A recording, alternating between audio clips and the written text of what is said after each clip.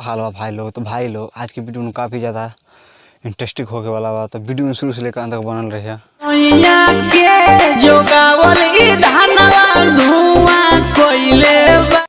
सोइया के जोगावल धनमा धुआं कैले बा। सर जूम कर कैमरामैन आप पता चला कि मैडम के पिछवाड़े से धुआं कहाँ से फेंक रहा था। घूरा फूकले बा।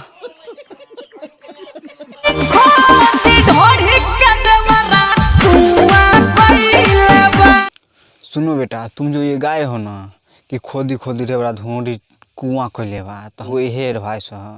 बता दी कैमरामैन। हाँ बता दे। तू ही बता दे यार। ढोड़ी के ऊपर नीचे भी कुछ बा, वो पर गा लेते।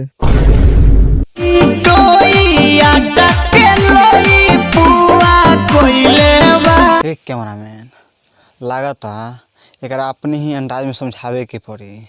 समझा दे ही। समझा दे सारवा के। चल ठीक बा। टोई आटा के लोई लंबा कैले बा आ सारा अश्लील गाना गा के तू ही भोजपुरी गंदा कैले बा। बाकी जाते जाते यह वीडियो कैसा लगा, और वीडियो आप लोगों का अच्छा लगा तो वीडियो को लाइक कीजिए, और चैनल पे नहीं है तो चैनल को सब्सक्राइब कीजिए, और एक जाते जाते प्यारा सा कमेंट कर दीजिए।